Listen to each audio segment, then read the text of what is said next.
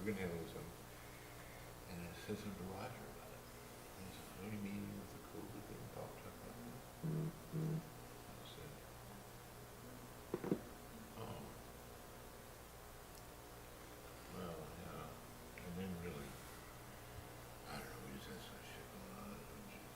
Yeah. Good to go. Less interesting. As well that All right, call to order. he thought back. City of Coos Bay Planning Commission meeting, January 11th, 2022. Can I get a roll call for attendance? We were still chatting a bit. Here. Commissioner Merrill? Here. Commissioner Byrd? Oh, here. Chairman Carey? Here. Commissioner Davis? Commissioner Stevens? Here. Commissioner Miller? Here. Commissioner Davis is online. Thank you. Okay, can we get the, we have a couple items on our agenda. First is the Front Street Blueprint Project, presentation number 3. Workshop, can we get a staff report, Carolyn? Sure. Good evening. Happy New Year, your first meeting of 2022. Congratulations to us on going into New Year. This will be fun. You're reviewing again and hearing about the Front Street Blueprint that the council has included as one of their primary objectives for this coming year. We've been working on this for a while, and we have had some prior presentations. Back in May of 2021, we talked about the history of Front Street, the vision work, and a lot of key issues that were outstanding. ODOT has funded this particular project, and there's been a lot of discussion with an advisory committee that includes quite a few people, including ODOT and a couple of property owners and business owners on Front Street, and some other folks that are very engaged in seeing this happen. Back in November of 2021, you had another presentation from Jim, and tonight we're going to be having Jim walk us through another memorandum that he'll talk about. There's another piece of public outreach that I wanted to share. We did an online survey. We had 149 respondents, which is really excellent. I don't know that we'd have gotten that many people to comment if we had an open house and had everybody come. We were really happy with that. We're also doing, we're having a meeting with property owners and business owners on Front Street in 2 weeks' time. Actually, it'll be a week from this Friday, late afternoon. And we're going to get feedback from them and get their thoughts and their ideas. And then we may ask you to hold another meeting. I'm not sure. But we really want to have as much public outreach as possible. I'm not seeing a not big audience here tonight. I appreciate you coming. But we're doing everything to do our due diligence, and ODOT is very, has been very generous with us, and this is a big requirement for them that we have multiple meetings. So that being said, I'd like to introduce and welcome again Jim, our consultant, and he'll be providing this overview and presentation tonight. Thanks, Carolyn. Can you hear me okay? We can. Great. And before I jump in, I just want to confirm how much time on tonight's agenda, Carolyn, do you think we should spend? We have one other item on this agenda tonight, but this is our primary key focus. I think if we stay till 8 o'clock, we could wrap both of these in. I'm thinking maybe an hour would work for tonight. Okay. Hour and 15, 20 minutes if needed. Okay. I just want to gauge how fast, because there's a lot of content and we could go slower and more in depth, or I could keep it sort of high level and a little shorter. Well, we'll type up if we need to slow it down. I know you can't see us, so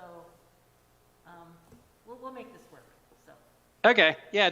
Don't hesitate to chime in, Carolyn, as needed if we want to stop and discuss. Okay. But I'll get started if everybody's ready. Mm-hmm.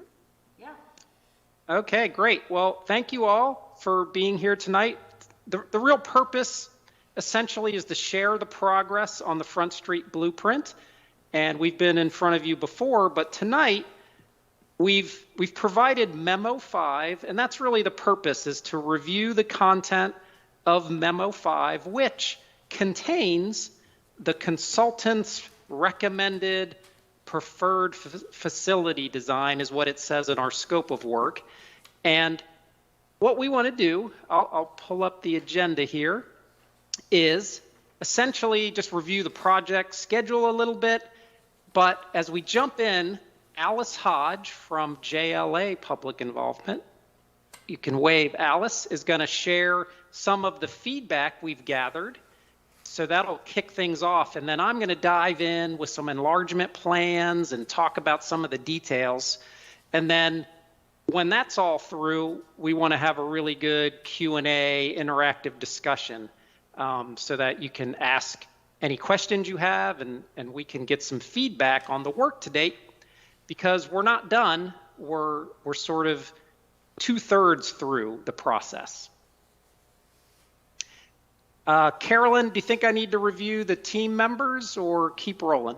I think we're okay. I did want to share with the commission that you're also going to be at the meeting that we have with the Front Street folks a week from Friday. So they're going to get a similar presentation, but really more focused on hearing some feedback from those folks, since they're the most very effective. Thanks, Jim. Okay, great. Well, just real briefly, the city is, obviously this is your project in partnership with ODOT. The consultant team is David Evans, JLA, and Eco Northwest. And we just had an advisory committee meeting about a week ago, and you may recognize many of these names, and we got some really great feedback, some of which I will share with you tonight. This project is the next step in implementing the Front Street Action Plan, which the city adopted back in 2017. And it also has a strong relationship with your 2020 Transportation System Plan. So just a little context about this effort is trying to take those efforts further and create some action. So I mentioned the schedule. We started February of 2021, and we've had a few meetings, as you can see here, in front of the advisory committee and the planning commission. And here we are today, January of 2022, talking with you again and presenting the consultant's preferred facility design. You can see Carolyn mentioned a property owner meeting. I just kind of dropped that onto the schedule, January 21st, and then a to be determined possibility that we might come back to the Planning Commission in February. Is that correct, Carolyn? That's correct. Okay, and then the project is scheduled to wrap up in June of this year. So just to give you a little orientation of where we've been and where we're going, here's where I would like to pass it to Alice, and she will give you a little summary of some of the community survey results. Thanks, Jim. Hi, everyone. I'm Alice Hodge. I'm with JLA Public Involvement, and we created a survey, a transportation design survey last fall. So it was live from October 28th through December 12th. As Carolyn said, it was really successful, which was great. Carolyn's goal was 150, and we had 149 responses. We advertised it on the project website, the Planning Commission meeting number 2 publicity materials, and we actually talked about it in the last Planning Commission meeting. And then Carolyn included it in 3 of your digital city newsletters. And those went out on Fridays, and then we could see a really nice bump in participation in the weekends and the week following those advertisements. So that's a really great way to continue to do outreach to the community and get the word out. The other great thing about this survey is that we had an 81% completion rate. The survey was a little bit structured more like an online open house. We presented, all sorts of background information about the project, design goals. We gave kind of an as-is, here's Front Street today, here's our goals, and then we presented a pretty in-depth look at each of the alternatives. And then after all of that information, we asked three questions pretty much. And so it's great that we had 81% of the people completed, because it was a fair amount of information that we presented, which is really positive. So you can see here, we had, in the next slide, I'm just gonna let you know what's on the next slide. We're just gonna show you sort of these results compared to the advisory committee meeting. But in this community survey, about 2/3 preferred the multi-use path. The top priorities were access and mobility and corridor safety. It was a ranked question, so we had them rank all 7 design priorities. So it's sort of a ranked average is kind of how we came up with this graph on the right here. And then we had 72 comments submitted.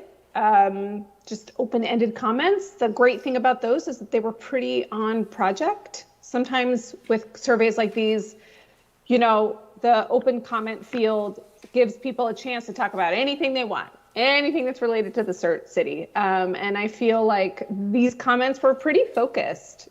Some of them expanded to other parts of the waterfront, other parts of the city, but it was all kind of in service to this project. We saw a lot of support for existing industrial businesses and a lot of desire to see this project as a vehicle for economic growth.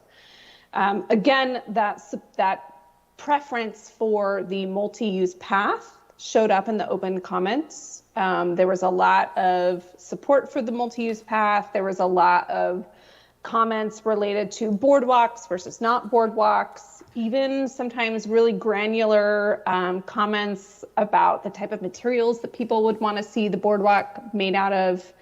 And then there was a lot of comments about making sure that the project corridor was accessible and that it connected to other parts of the waterfront. In the survey, in the memo 5, the memorandum number 5, you'll see kind of our formal survey summary is included in the appendix. And we include a pretty nice kind of formal overview of the comments. So if you want to dig into those a little bit more, that information is in the memo. Okay, and here, this is really great. So in the advisory committee meeting that we had in the fall, I can't remember exactly when, we asked the advisory committee very informally, this was not an official vote, but we asked them to just, after Jim presented the 2 different alternatives, we sort of asked the same questions that we would then go ask the public. And you can see it's pretty in line with one another, which is a really, really positive thing. So on the left, you'll see that the advisory committee selected access and mobility and corridor safety as their top 2 design priorities. And then at the bottom there, they pretty much unanimously, not quite unanimously, but strong majority for the alternative multi-use path. And then on the right, you'll see the public survey results mirror that from the advisory committee. So again, access and mobility, corridor safety, and then really strong support for that multi-use path alternative. And that's pretty much it. We kept the survey very simple. Carolyn was really great about making sure that whatever we asked them, it would be useful information. We didn't want to ask the public any information that we weren't going to use. We didn't want to, spend time on that unnecessarily. So I think that overall there's strong community support. And I think that this project team has really assembled a nice advisory committee that is representative of the public, which is great to see. And we can see that kind of showing up in the results for the public survey and the advisory committee. All right. Thanks, Alice, for that summary. We can absolutely answer questions later about it, but I'll dive right in. What follows is the memo 5, And I'm not going to read every word, but I'm going to try to hit some of the high points. And this is what we showed recently to the advisory committee. I have made a slight change to what you see tonight based on what the advisory committee told us. They really wanted a bit more emphasis on near-term actions. So I'll point out my change, but I just want to give you a heads up that it's still essentially the same content, but we've made a couple of edits based on the advisory committee. So the vision, was there a question, Carolyn? No, I'm good. Okay, I'm going to keep rolling then. The vision comes from the Front Street Action Plan, and it's generally that everybody would like this to be a more bustling, vibrant district where there's kind of a dynamic coexistence of the businesses that are there, but more tourists and more shoppers, more users circulating through the corridor. So what does that mean? Well, we've tried to draw something much more specific than these kind of statements that are attractive, but it comes down to where is the curb cuts and where are the driveways. So that's what we've been trying to illustrate. Generally, the objectives cover bike and ped safety, intersections, wayfinding and public art, how pedestrians circulate to and from and through the area, and parking is always a hot topic. So those are the things we tried to address.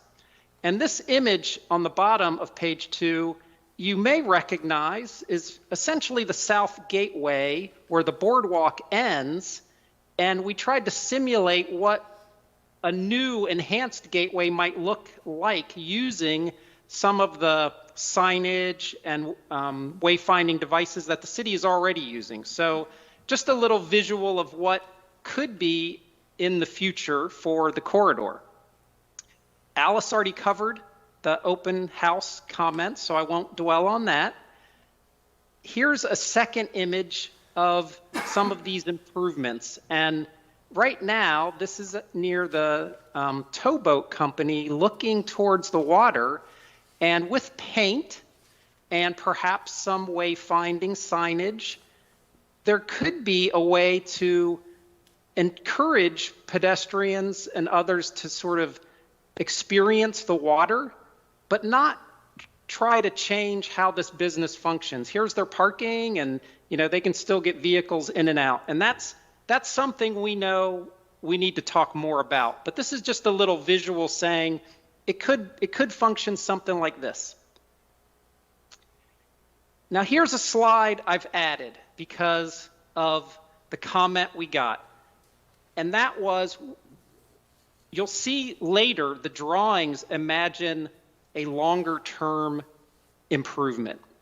And the comment was, well, that's good to know, but what can we do this year and next year, and what is low cost?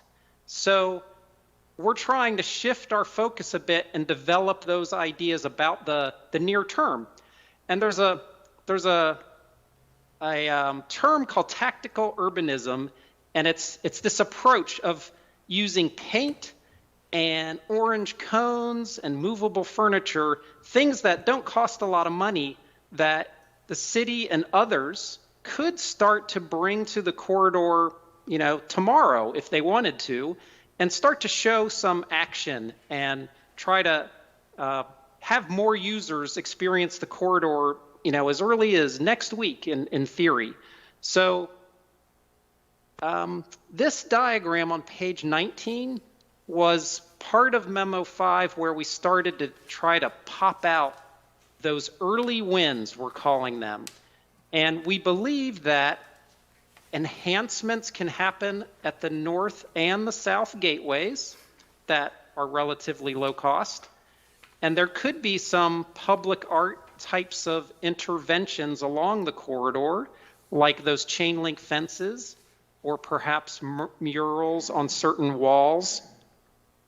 And there could be some low cost improvements like painting crosswalks at intersections.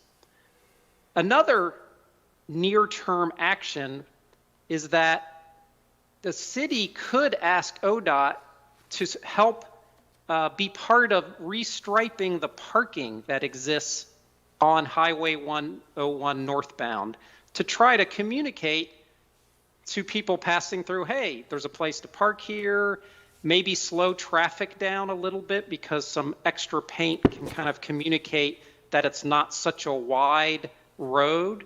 You know, people should travel a little slower because there's some activity. And then you may know a lot about the parking lot project that is a near-term action. So this is a list of several things that we see in the near term where the city could make some progress very quickly.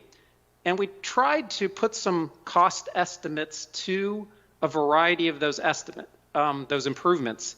So for as little as around, $15,000 to $50,000, we think there's some things you can do. And of course, if you have up to about $300,000, we think there's, quite a bit you could do in the near term. But of course, getting the money is always a little bit challenging. So we move this slide forward in our presentation just to say, we heard from the advisory committee that we're really interested in that, and the team should work more on highlighting what actions can be taken. So back to the enlargement plans. These represent a bit more of a long-term comprehensive vision. And it's important to know that so that as you're taking smaller steps, they lead you to the goal that everyone, is agreeing that you would like to achieve. So there's 4 enlargement plans, and they start at the north, and I'll just sort of walk through some of the improvements on this, again, long-term vision. Up here by the museum, we heard that there's interest in creating some kind of light water craft launch, and we believe that a pedestrian plaza or something like that could help form a gateway as you enter the corridor from the north. One of the main elements of the plan is this east side multi-use path. And you will see this on every one of these 4 enlargement plans, is that there's a really wide path here where bikes and peds can share the space, and they can make that connection north and south that today is a bit challenging to make. There are other features highlighted like crosswalks to get you across to the west side. There's a few areas where there's missing sidewalk on the west side, so we've showed those as filled in. There's some features where trucks today access certain businesses, and there's driveways where people get in and out, and we've tried to maintain every one of those to the best of our ability. You can see some light fixtures here marching along. And of course, the rail line running right down the middle of all of this got everyone's attention about how do we manage the coexistence with the railroad. We've updated the label over here on this parcel that today doesn't have anything on it to just future redevelopment, because we had made a few suggestions that the advisory committee seemed to tell us that we should just call it future redevelopment, so we changed that. And here's one of those chain link fences that we believe could be enhanced through some kind of public art effort. Now moving south to enlargement plan B, here's Dade Avenue, Cedar, Birch. We went ahead and dropped in the city's parking lot plan, because we want everything to work together someday in the best way possible. So here it is, and we indicated some potential landscaping. We believe there could be some kind of seat wall or treatment along the edge. We've called out that the windmill sculpture that the city has gained control over could be located perhaps down here on the south corner. You can see the crosswalks are striped.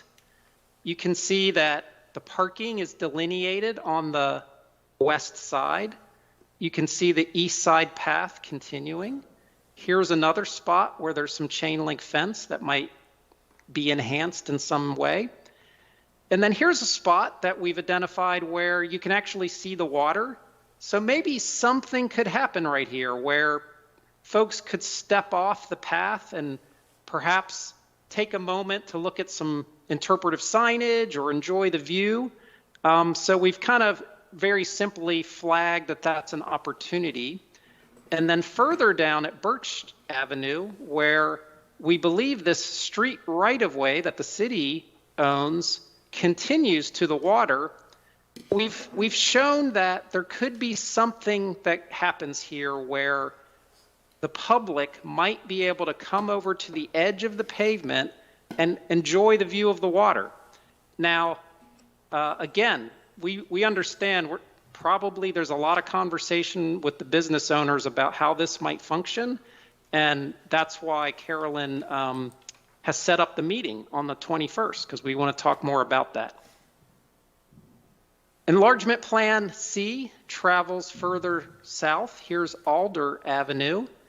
These dark gray hatched features are driveways that exist today. And we know those are really important for those businesses. So we have shown that we're maintaining those. You can still get in and out. The bikes and peds can cross them, of course, but it's kind of a shared space. But we showed it with a different color that we think we can highlight them in a subtle way, and we think they'll function just fine together.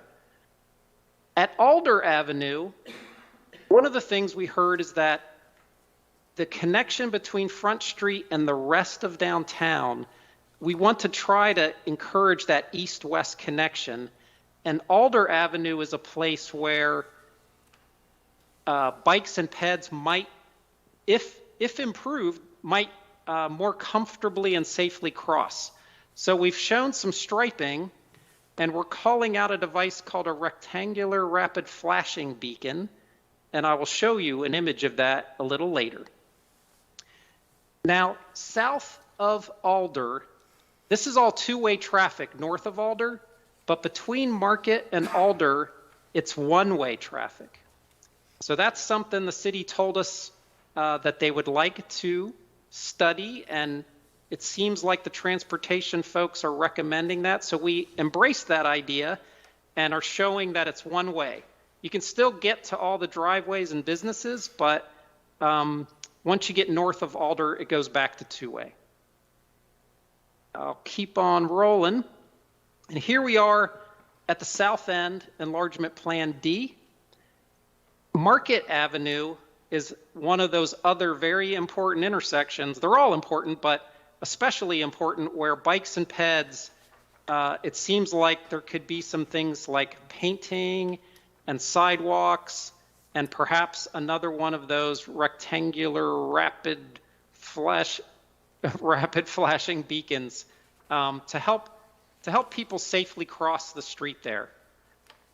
This section between Market and the north end of the boardwalk, I believe, is city right-of-way, but it's really important access for the South Brothers business along the waterfront. So we tried to take a first pass at drawing how the path could connect and still vehicles might circulate to get everywhere they need to go, and some parking could still be maintained. So we kind of showed it with it's like one lane, but it's bi-directional and people would yield to one another. But that's one of those things we think we're going to talk a lot about with the property owners on the 21st. And then here's that gateway I showed you an image of earlier with the arch over the path and the enhanced landscaping, welcoming you to the south end of the corridor and hopefully connecting all the way through to the museum and other destinations. So this symbol with the D represents a street section, and we have 4 of those. And one of them was at the north end, the A, and then B traveling south. So north of Date, we think the section could look like this, a travel lane in each direction with this really wide, generous path, perhaps some boardwalk overlooking the water, even though it might look like boardwalk, but it might not actually be elevated. It might be at grade. and then sidewalk on the west side and on-street parking on the west side. Then traveling south to Date and Cedar. Here's 1 lane north, 1 lane south, parking on the west side. Here's the path, some light fixtures. You can see how the cars share the same space as the railroad. So that's how it exists today. And because it's so constrained, we're suggesting that a lot of that mixing still occur in the future. Then Cedar to Alder, 1 way north, 1 way south, parking, sidewalk, path, light fixtures. And then here's that section between Alder and Market where it's essentially 1 lane north with parking on the west. But here's the railroad, and there could be paint, perhaps suggesting to the driver not to drive on the tracks in this segment and stay to the west. But if somebody was parking, you would still be able to physically cross the tracks and pass them. So we think even though it's functionally 1 lane north, you could still use essentially 2 lane widths if need be.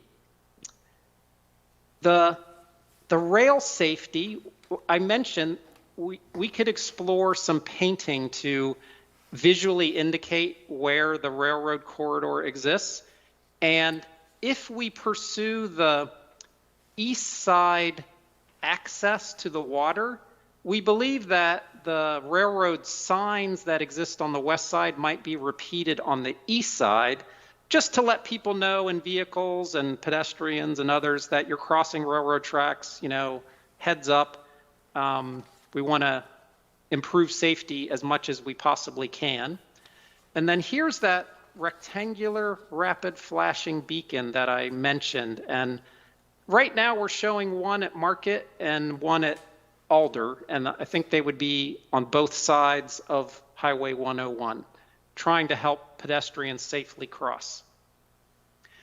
Now, I mentioned public art, and so we put in some visuals of painted crosswalks, and here's some chain link enhancements that have occurred in other places, and murals, and those are pretty low cost in the scheme of things. It's essentially paint or can be other low cost materials.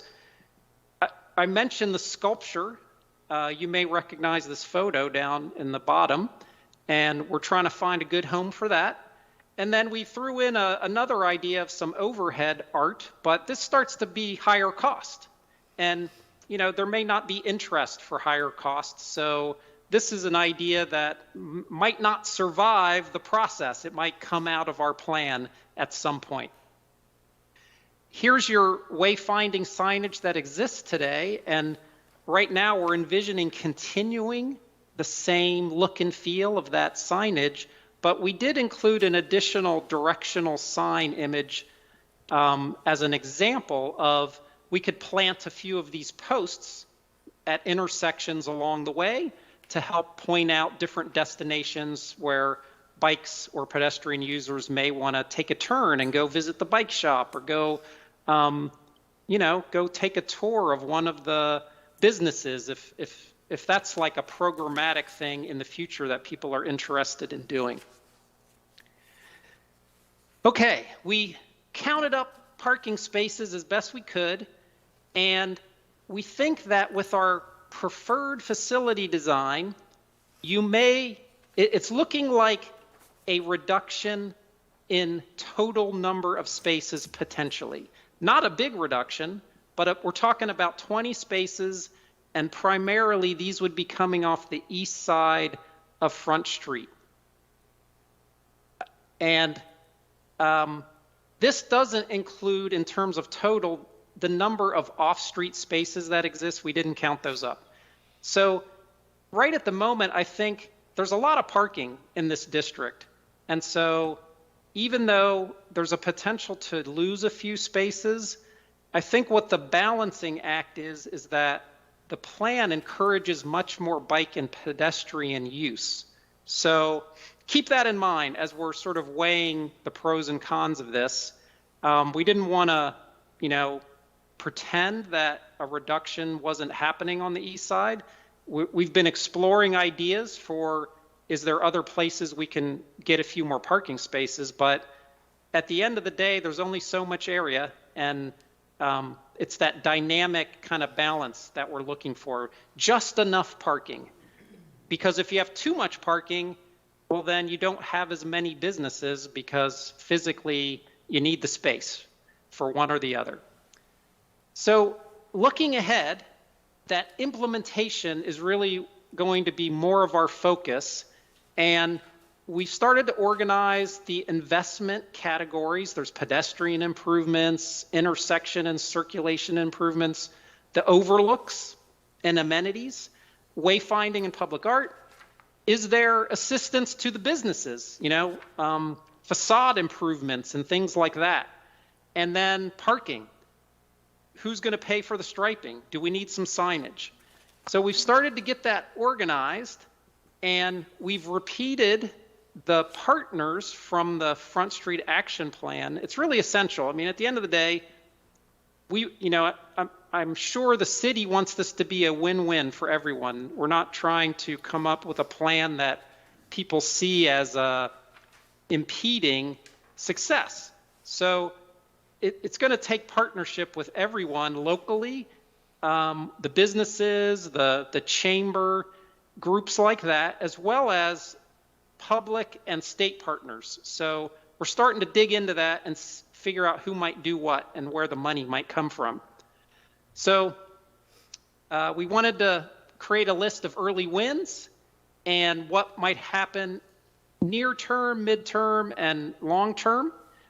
So I won't, dwell on that. And we've also started to quantify the cost, but this approximately $5 million number, that represents what it might cost if you did it all at once. And we know that is not going to happen that way. It's going to be achieved in smaller bites, in lower cost chunks along the way. Hopefully will add up to a comprehensive, complete vision, but it takes a long time to do these types of plans. So we don't want to make the impression that our illustrations are what's happening next week. They're sort of long-term vision.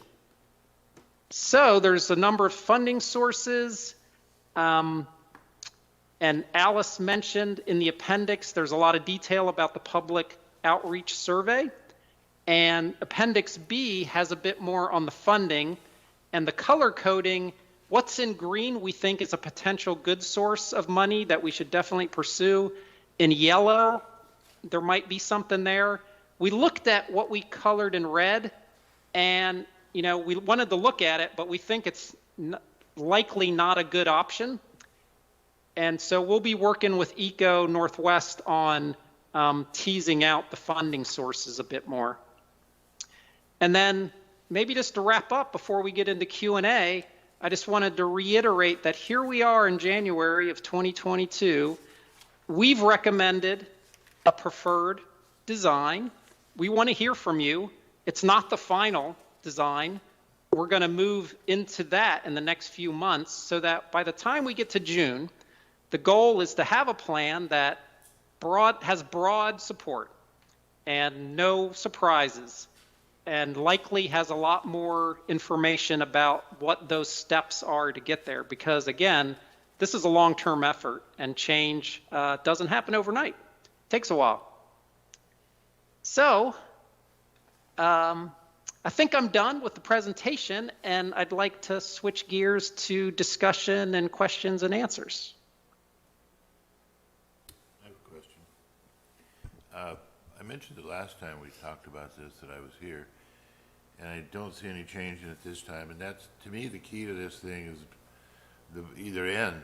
And I don't see anything on the south end that connects it comfortably to the boardwalk, nor do I see anything on the other end connects it comfortably to the Coos Bay Village and the sort of goes into the back lot of the museum. And so to me, to make this thing make sense, it has to be a smooth flow of passage for a pedestrian to be able to move from one end of this thing to the other.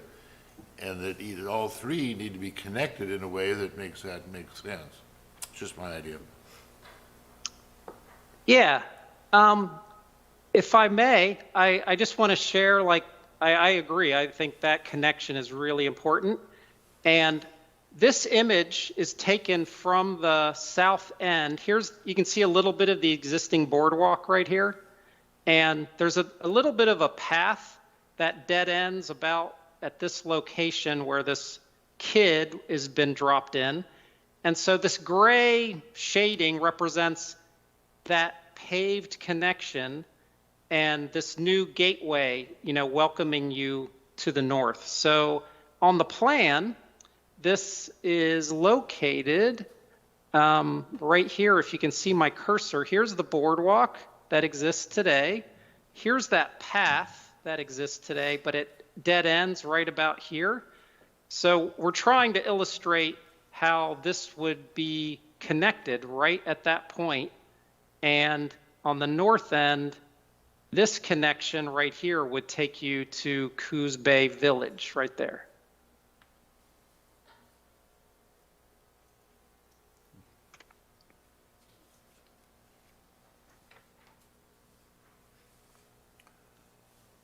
One thing that you have on these diagrams on the east side of the road is a potential path easement. What's the purpose there? Good question. Right now, our plans are based on available GIS data and other types of mapping that are kind of easily accessible. When this is all said and done, let's say people are interested in, like, yeah, we'd like to move forward with creating a path on the east side. You're going to need a more detailed survey before this is all said and done to verify everybody's property lines and the right-of-way, et cetera.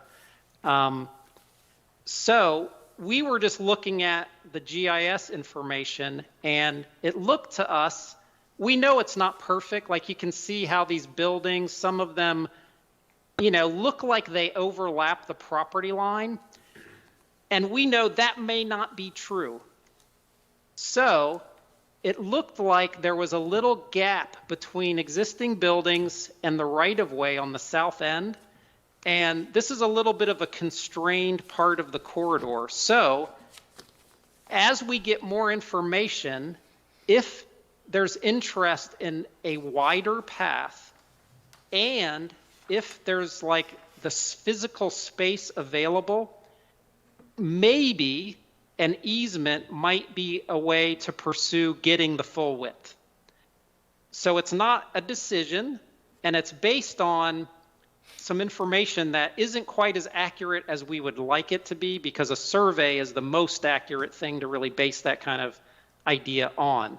So we just wanted to flag it that maybe an easement could be acquired along this frontage, but it's just an idea of how to get a wider section of path if people want that in this area.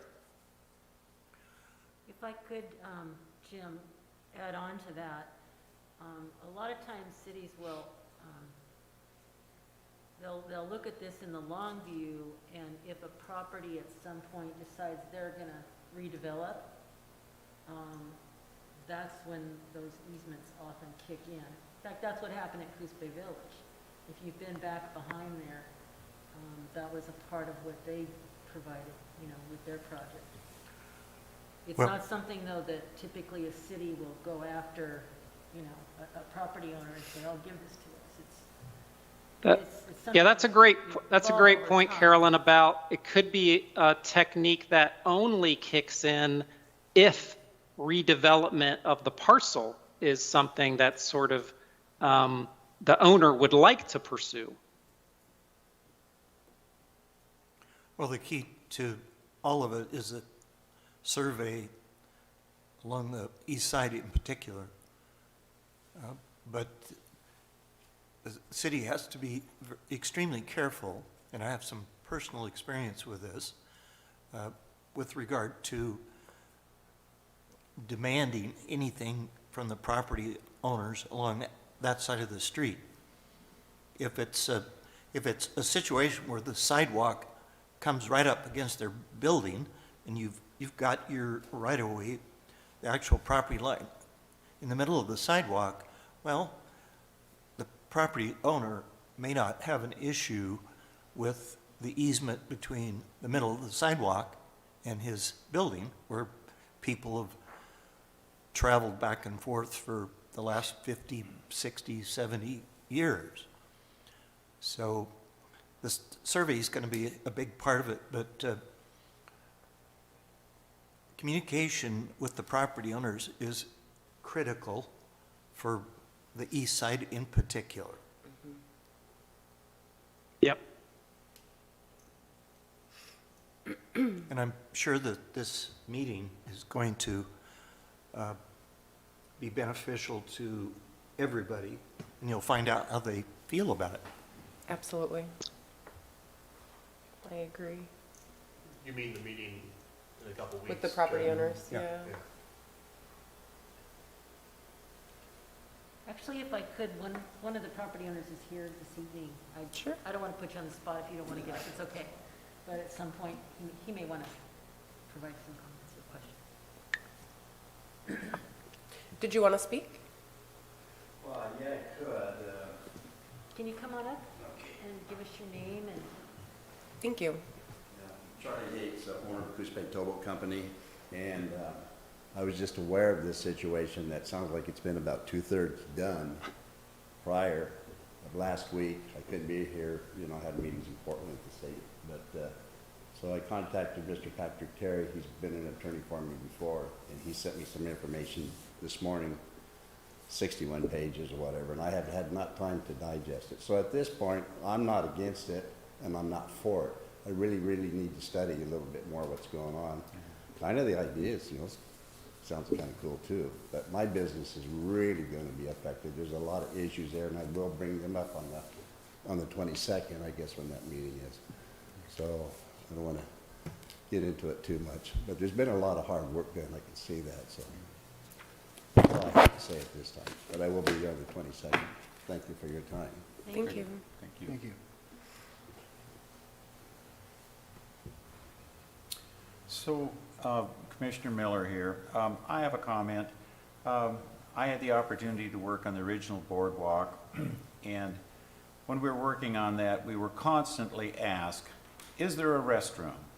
Is there a restroom? And the tourists many of them would stop because they assumed there was a restroom there. So actually we ran water to that very north end of the existing boardwalk where the cherry tree is. And I believe there's sanitary there also. And it was my understanding that there was to be a restroom put in that area. Now, it's never happened. There's a couple blue Santa cans down there, and I don't know, maybe that's good enough for tourists, but it seems to me that you would want to, somewhere along this area, that's a pretty long walk. If the closest restroom is Bay Village or one of the businesses across from the boardwalk, it seems to me that you would want to incorporate some sort of a public restroom in that area. And it could be a very simple one. I know they get vandalized and they're difficult to clean, but something like the Forest Service does, that's just very, very simple. Anyway, I would like to see that and at least looked at on your plan. Rex, could you, if you wouldn't mind marking up one of those where you think that location is, where they did run sanitary? It sure hadn't gone anywhere. Okay. So, and that'd be helpful, and I could get that to Jim and they could look into it. Thank you. You bet.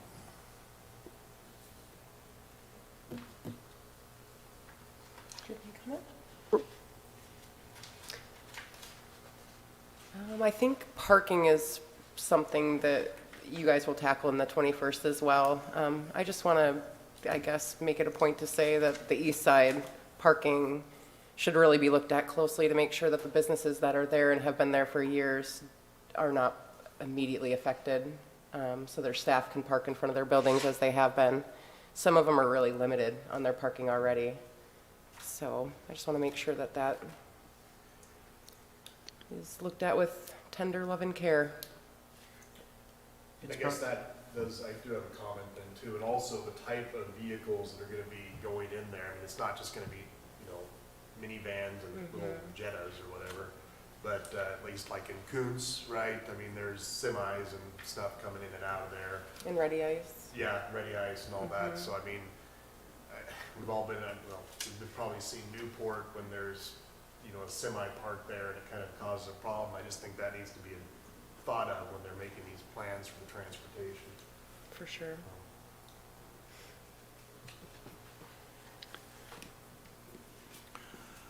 The parking along, I guess, the east side of 101 is a great idea.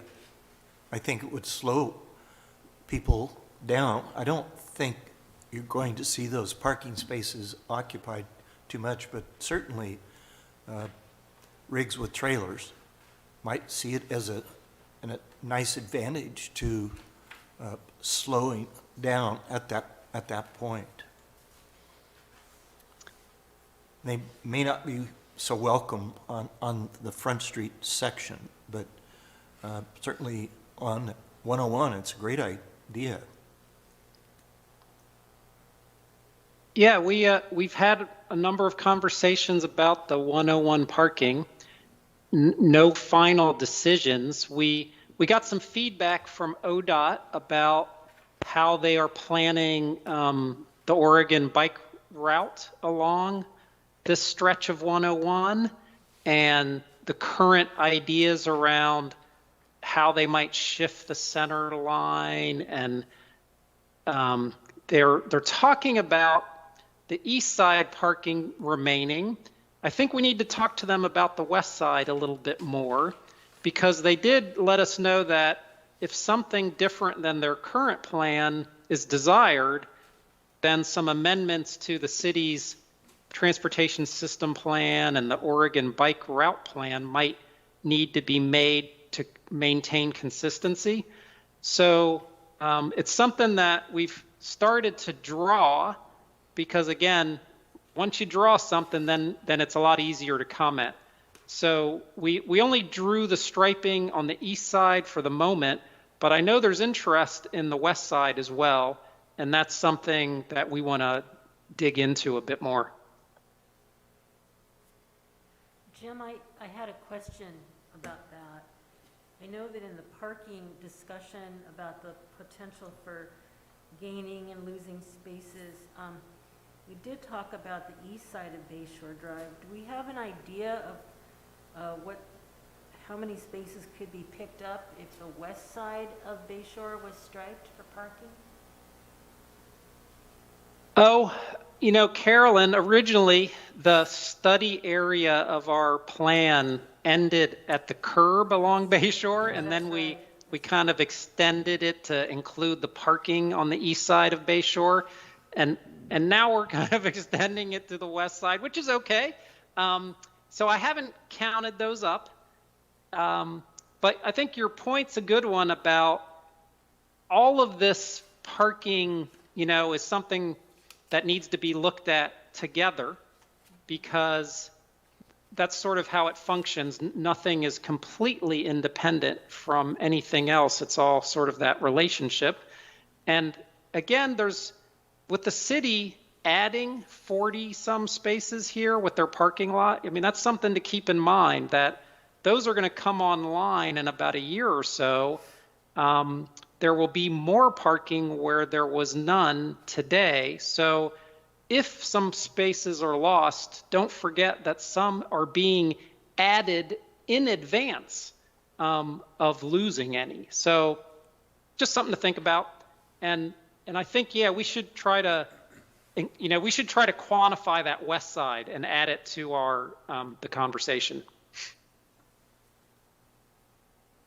We'll follow up on that. Okay. Okay. Thank you. Any further comment, commissioners? No? Okay. Did you want to move to the next agenda item? I can. I want to share just one more thing about Sure. the parking lot. talking about within a year of the, that would be built. We're cautiously optimistic that that can happen in 2022, not, hopefully, we would like that to happen. There's grant money that's been awarded for that, and we're working on that now. Jim's been tasked with some work with our engineering department. He's helping out. So we're really excited to see that come together. That along with the new parking downtown. So lots going on. Yes. Thank you very much, Jim. This is super informative. Thank My pleasure. And yeah, looking forward to continuing to work with you. Happy to keep answering questions. Carolyn, we have those meetings coming up, so I really appreciate the opportunity to work together with you. And, I think everybody's trying to figure out the win-win type of solution where the compromises aren't too difficult and the potential benefits are really something significant and people are excited about. Great. We'll see you next time. See you, Alice. Thanks very much. Thanks, All guys. right, should I sign off, Carolyn? I think we're good, and we'll talk again probably tomorrow or the next day. Okay, thanks everybody. Thank Thanks, you. everyone. All right, bye-bye. Bye. Okay, the next item on our agenda is the public hearing for the amendments to the CBMC Chapter 17.345 annexations. Carolyn, did you have a staff report on that? Certainly I do. This is a little drier than discussion about the Front Street Blueprint area, but just also very important. The city has on its books regulations for annexation applications. It's just about maybe one page. It's very, very lean. And if somebody comes in and they want to work with the city to submit an application to annex property, what we can ask of them is very, very limited and doesn't really address what we need to know for us to be able to make an informed decision about whether an annexation is appropriate. So we have been working on amendments with this, kind of hand in hand with the housing needs assessment work that we're going to start again. And this has been kind of interesting in that the work that we do here will kind of move along with our housing needs assessment that we do that can ultimately tell us if or how much land we may want to annex in the future to accommodate our housing needs. So that's about as much of a nutshell as I can put that in. Like I said, it's a little bit dry. But the Planning Commission has been asked by the council to take a look at these regulations. And what I did was I took, there were two attachments. One was called a red line version, which everything in red is all the stuff that would be new. The other version is just the whole thing without any red in it. But I'd like to kind of walk you through the red line version, if I could.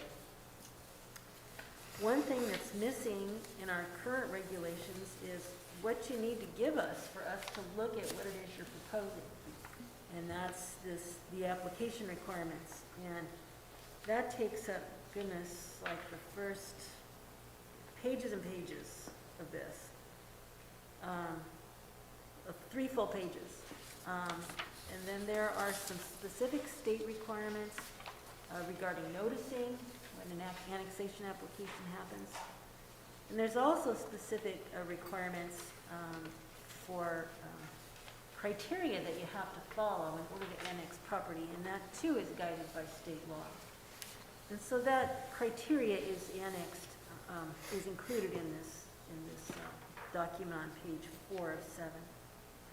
It then goes into how the review process happens on page 5.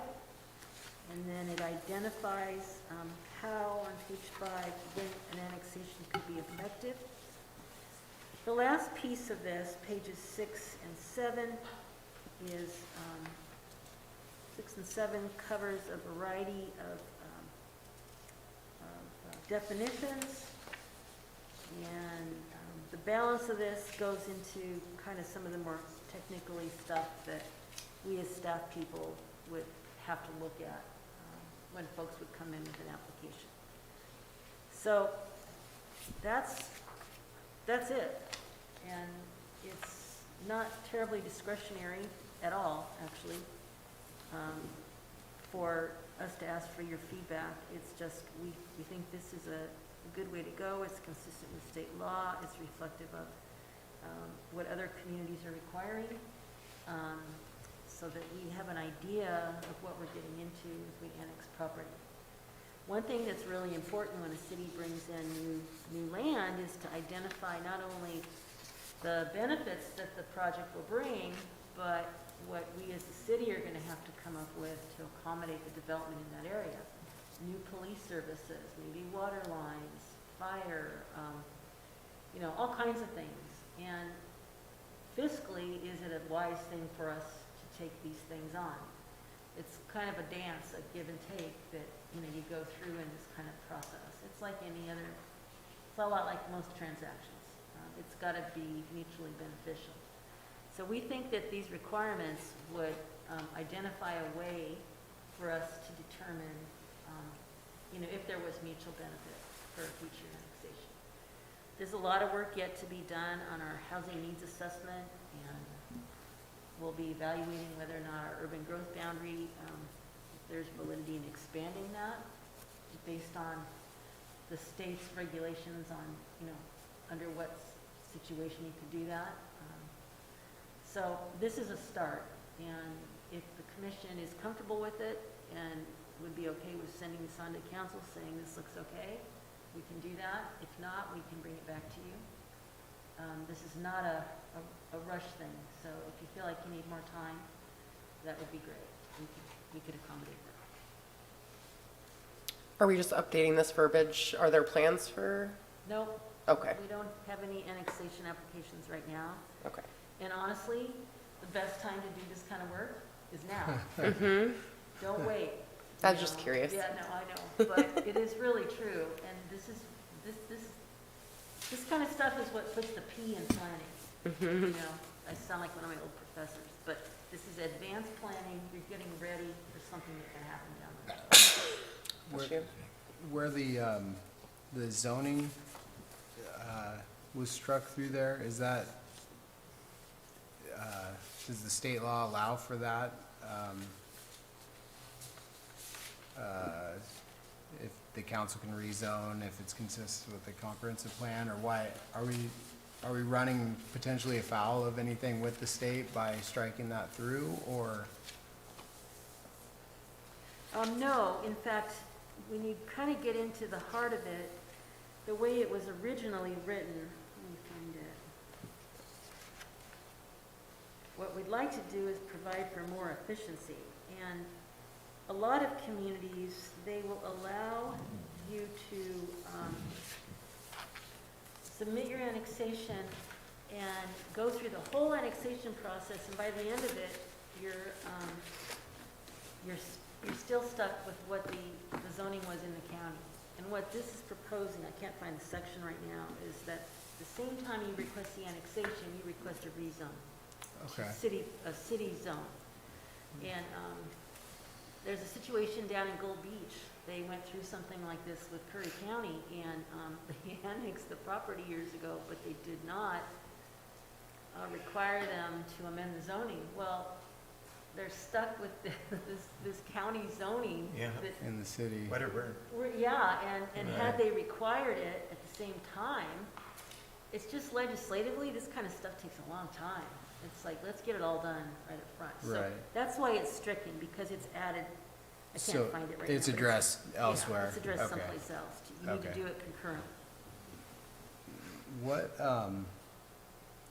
What happens with house addresses? If it's the 5-digit county address, and then does that, Well, there's some formulaic magic they do to work out those addresses.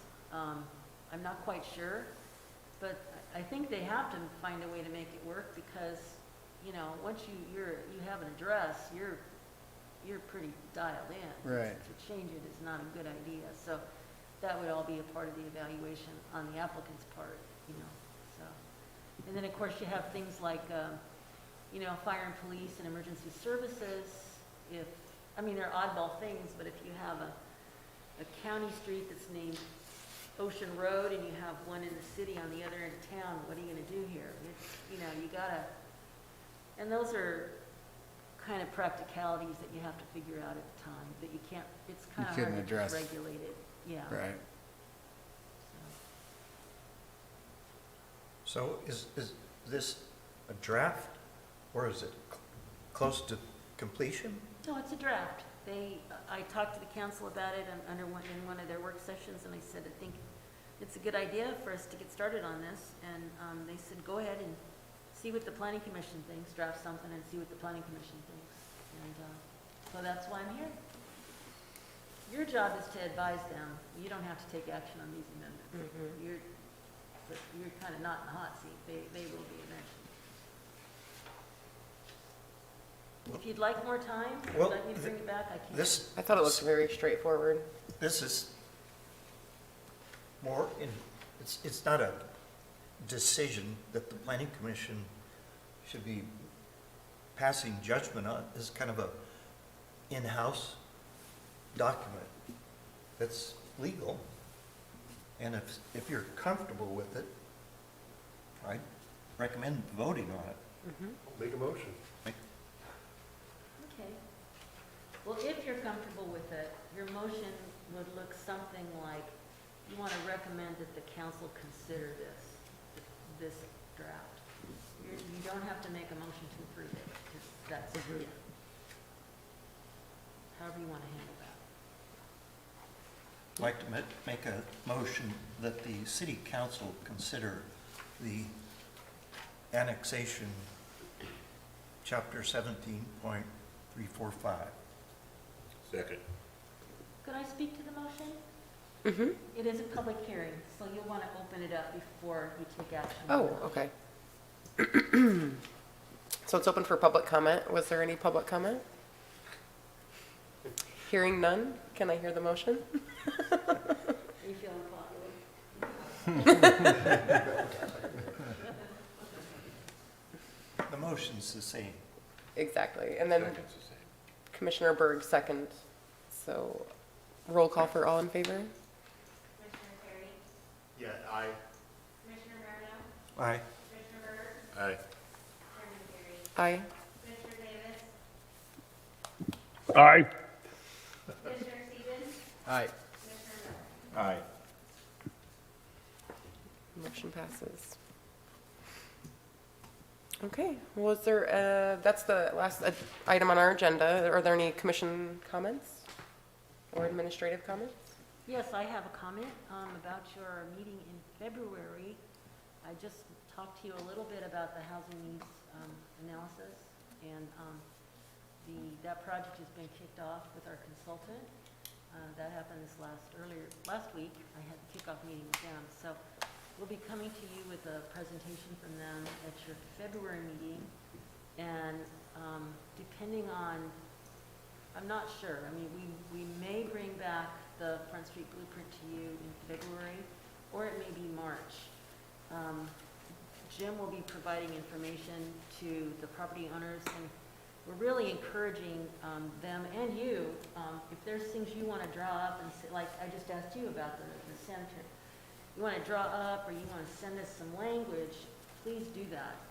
If we meet in March, that would be just fine as well, to go through this one more time. And, I think that would help with all the feedback from the community down there too. And then ultimately, it'll go on to the council by June. And if all works out. The grant does have a life, so we want to make sure we get that in. It was a $185,000 grant. What's the deadline on the grant? I think it's August. I'm gonna have to verify. I can ask for an extension. They're pretty good, and they have provided, a lot of help, so Good. it's a good state agency. Okay, That's all I have. perfect. Thanks, Carolyn.